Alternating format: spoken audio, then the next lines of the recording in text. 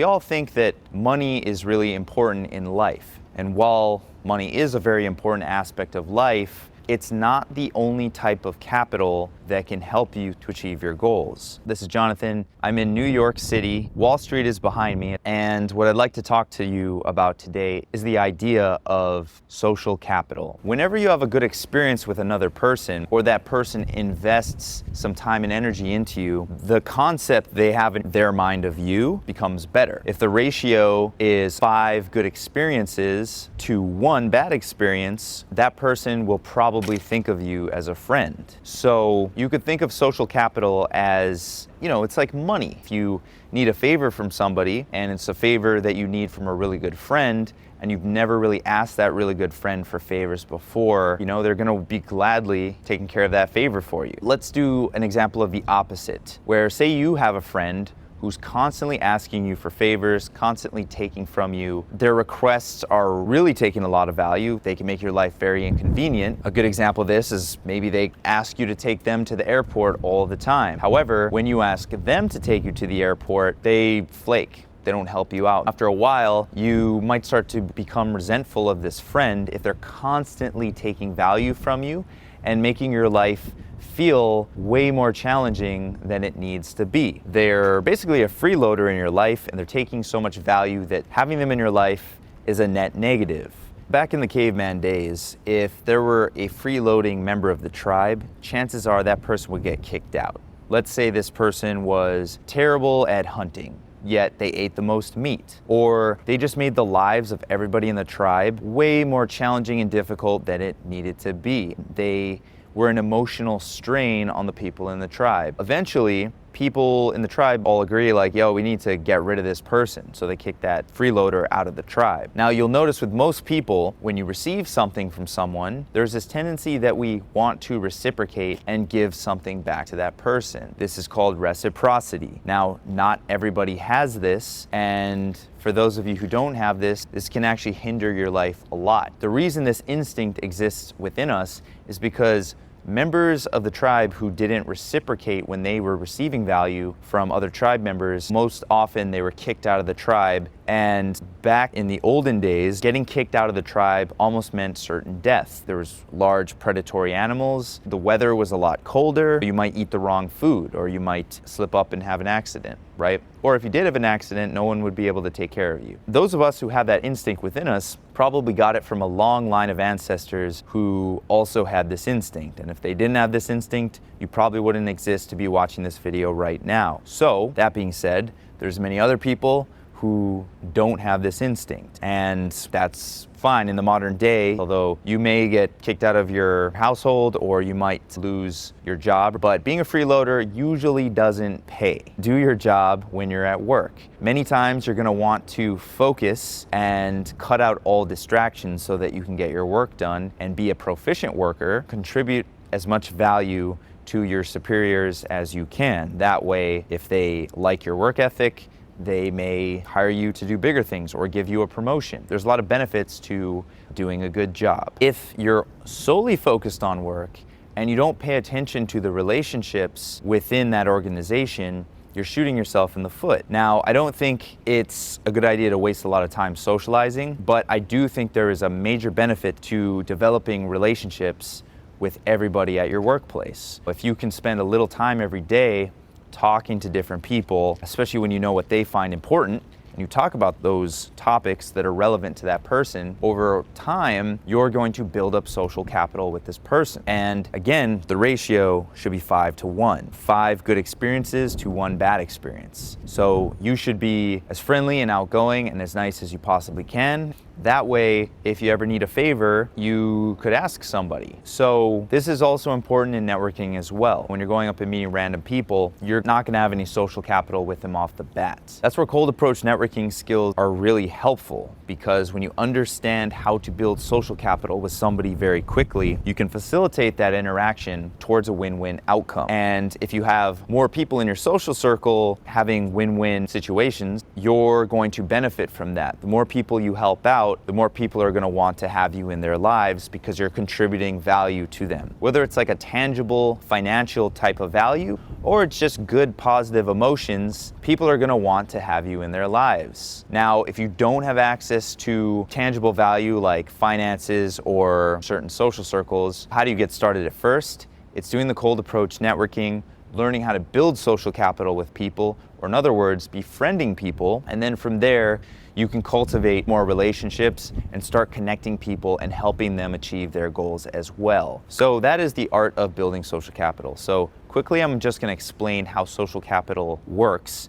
And this is kind of a model that can help you think about social capital so that you could better cultivate and facilitate an interaction moving towards a win-win outcome. This is how social capital works. Basically, when you first meet somebody, you don't have any social capital, but as you start to talk to them, if they're listening to you, they are actually investing in you a little bit, right? Now, as this person spends more time with you, maybe you make a request. You say, hey, let's walk over here. And the two of you walk over somewhere. On some level, the fact that they agreed to walk with you, basically they're saying they're in the same tribe with you now. Them agreeing and making the decision to walk with you actually builds more social capital. Now, if you make the request too early, say you don't have enough social capital, and they say no to walking with you somewhere, you spend that social capital.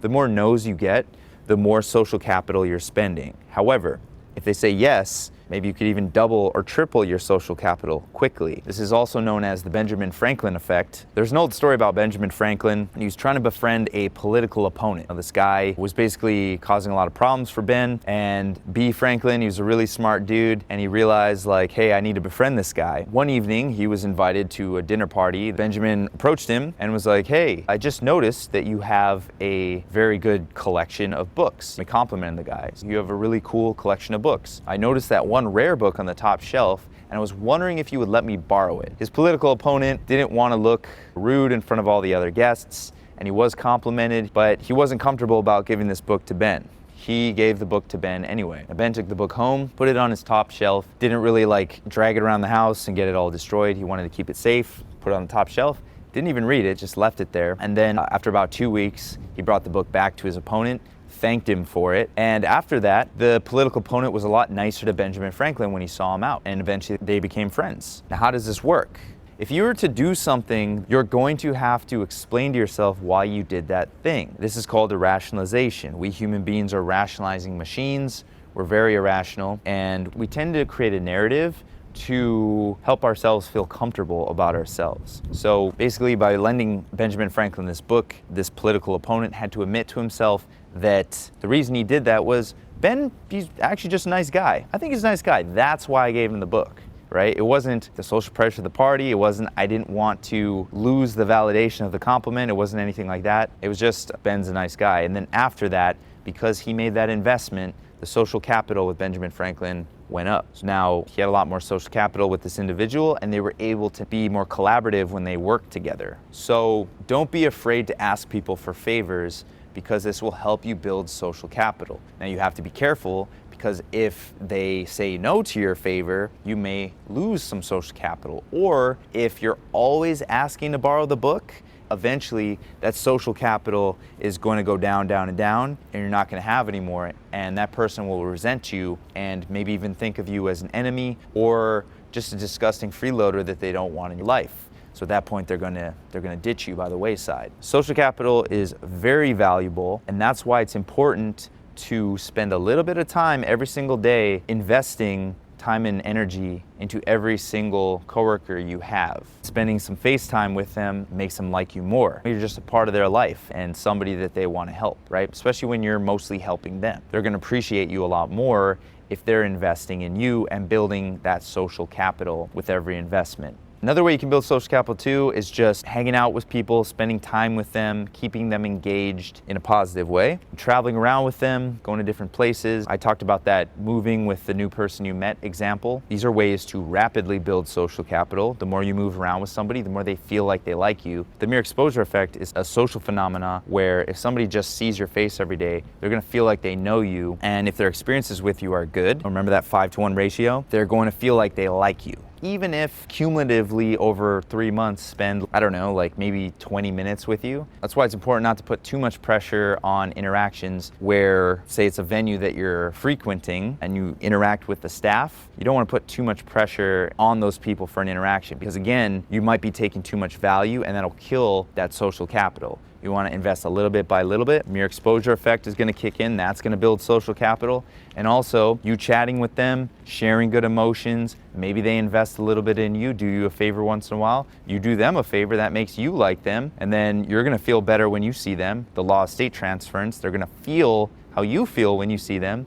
And then they're going to reciprocate. So that's how you build social capital.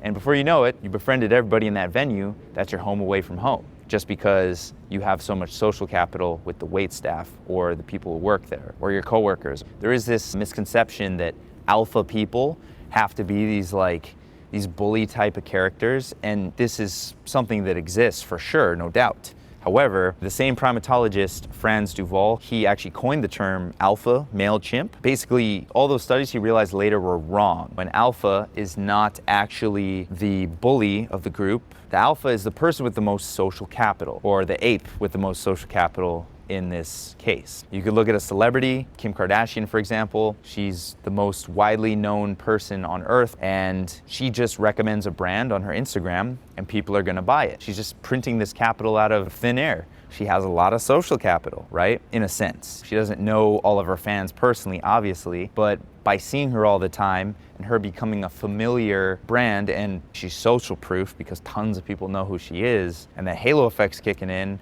she has a lot of social capital. So all she has to do is recommend a product and that thing is going to sell. Think about this in your life. If you want to become popular, if you want to have a huge social circle, or you want to get promotions, you want to do better at work, don't be afraid to invest a little bit of time and energy and good emotions in the people you're around. It may seem like a waste of time, and it is important to focus on your work. I'm not saying just dilly-dally with your coworkers and use that as a procrastination from your work. Focus on your priorities. However, you should always be trying to spread the good vibes with people. You should always be saying hi, catching up with them, asking them about things that they find important, because the more healthy relationships you have in your life, the more of an alpha you're gonna be, and the more resources you're gonna have access to in general. I implore you to work on your social skills and build that social capital with every social circle or network you're in. Get out there, meet people, share good emotions, help them out. Ask them for a favor once in a while. That's how you build social capital. That's how you build up a strong social circle and network. So with that, I'd like to thank you for watching this video. Again, this is Jonathan in New York City. If you like my content, please hit that subscribe button or that little notification bell. That way you can be notified of the newest videos when they come out. And until then, thank you for watching this video. I will see you next time. Peace.